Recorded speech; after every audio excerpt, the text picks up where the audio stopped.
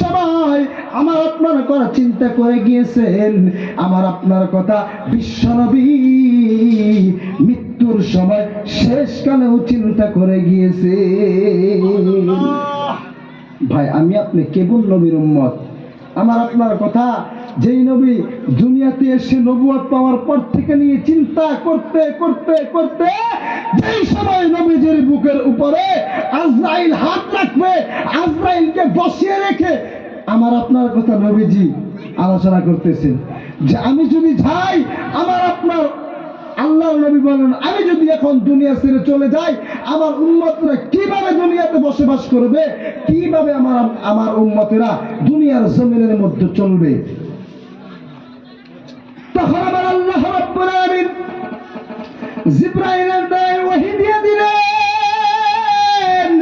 জিবরাইল আলাইহিস সালাতু ওয়াস সালাম আমার নবী আপনার নবী বিশ্ব নবীকে ডাক দিয়ে বললেন, ও আল্লাহর নবী, ও আল্লাহর নবী, আপনি শুনেন, আমার আল্লাহ বলে দিল আপনি দুনিয়ার জমিন থেকে চলে যান, আপনার উম্মতের দায়িত্ব আমার আল্লাহ পাক নিজ হাতেই নিয়ে নিবে। জোরে জোরে আওয়াজ দিয়ে বলুন না সুবহানাল্লাহ।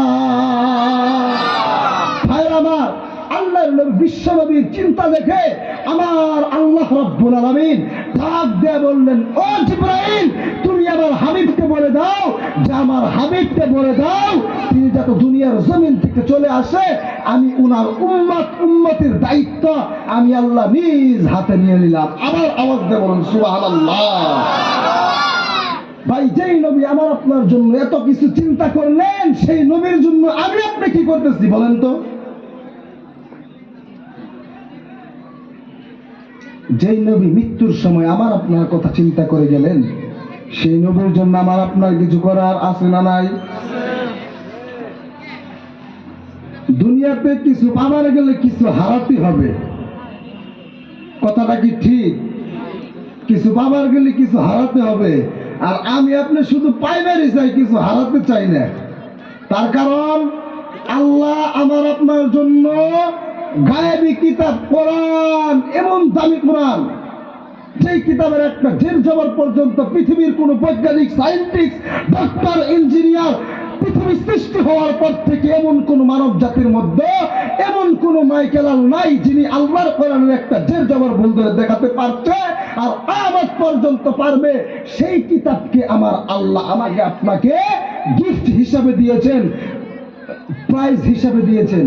তারপর আমার আপনার জন্য আল্লাহ এমন দামি একটি নবী দিয়েছেন, যেই নবীর উম্মত হওয়ার জন্য হযরত আদম থেকে নিয়ে ঈসা রূহুল্লাহ পর্যন্ত যত পয়গম্বর আল্লাহ পৃথিবীর জমিনে পাঠিয়েছেন, প্রত্যেকটা পয়গম্বর সেই নবীর উম্মত হওয়ার জন্য আল্লাহর কাছে কান্না করেছেন, দোয়া করেছেন। ভাই তারপরেও সেই নবীর উম্মত তাদের কপালে জুটে নাই, কিন্তু আমাকে আপনাকে সেই দামি নবীর উম্মত বানায় আল্লাহ পাঠালেন। তারপরেও সেই নবী দুনিয়াতে নবুয়ত পাওয়ার পর থেকে নিয়ে আমার আপনার কথা কান্নাকাটি চিন্তা করতে করতে করতে শেষ মুহূর্তে এসে আজরাইলকেও ঘরে বসিয়ে রেখে আল্লাহর নবী আমার আপনার কথা চিন্তা করলেন। তাহলে আল্লাহর নবী আমার আপনার জন্য এত কিছু করলেন, তাদের জন্য আমরা কি করতেছি? তাদের জন্য আমরা কি করতেছি? তাদের বদলা আমাদেরকে দিতে হবে না?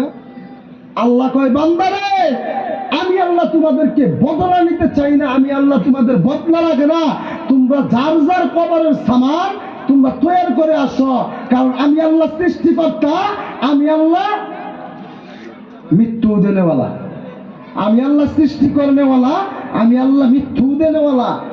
আমি আল্লাহ তোমাদের কাছে বদলা চাই না, তোমরা আমি আল্লাহর কাছে আসতেই হবে।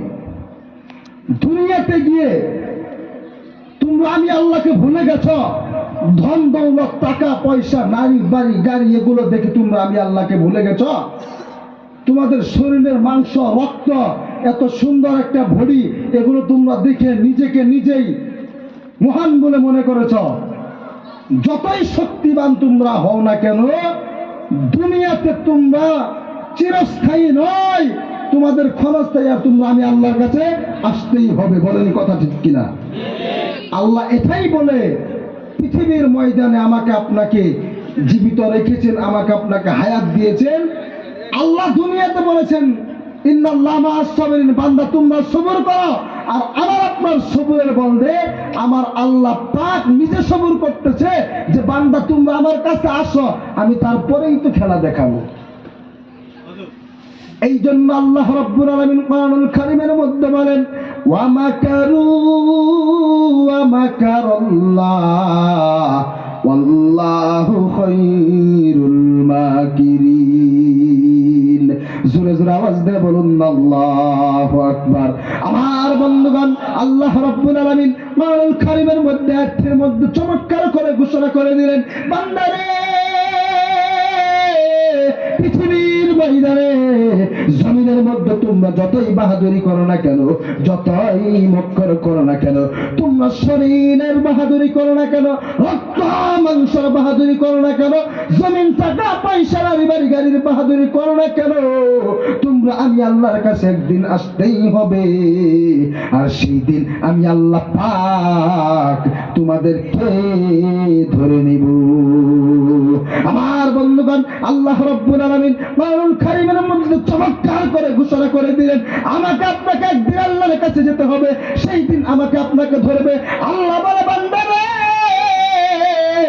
তোমরা পৃথিবীর ময়দানে যতই বাহাদুরি করো না কেন, যতই মক্কর করো না কেন, আমি আল্লাহর কাছে তোমাদেরকে আসতে হবে রে বান্দা। সেই দিন আমি আল্লাহ তোমাদের বদলে নেব। তাহলে আমাকে আপনাকে যেই আল্লাহ পৃথিবীর ময়দানে এই যে শরীর রক্ত মাংস এই নিয়ামত গুলো দিয়ে সৃষ্টি করলেন, সেই আল্লাহর কাছে আমাকে আপনাকে একদিন যেতে হবে। হবে না ভাই? যেতে হবে না? সেই আল্লাহ সবর দিয়ে রেখেছেন। বান্দা দুনিয়াতে আমি তোমাদেরকে বলেছিলাম যে তোমরা সবর দাও, কিন্তু তোমরা আমি আল্লাহর কাছে ওয়াদা করে গেলা, দুনিয়াতে গিয়ে সেই ওয়াদার খিলাফ তোমরা করতেছ। ওই জন্য আমি আল্লাহ নিজেই সবর দিয়ে বসে আছি, তোমাদেরকে আমার কাছে একদিন আসতেই হবে। আর সেই দিন আমি আল্লাহ তার কঠিন প্রতিশোধ নেব।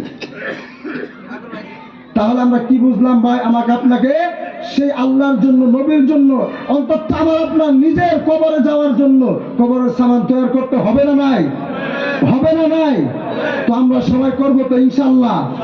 যাই হোক, আপনাদের সম্মুখে আপনাদের সবার প্রিয় হুজুর এসে গেছে, উনি কথা বলবে, ওনাকে দিয়ে দিলাম। যাই হোক, আমি আপনাদের খেদমতে আপনাদের সম্মুখে যা কিছু বলেছি, যদি কোনো ভুল ত্রুটি হয় আপনারা ক্ষমা করবেন আর আমার জন্য দোয়া করবেন।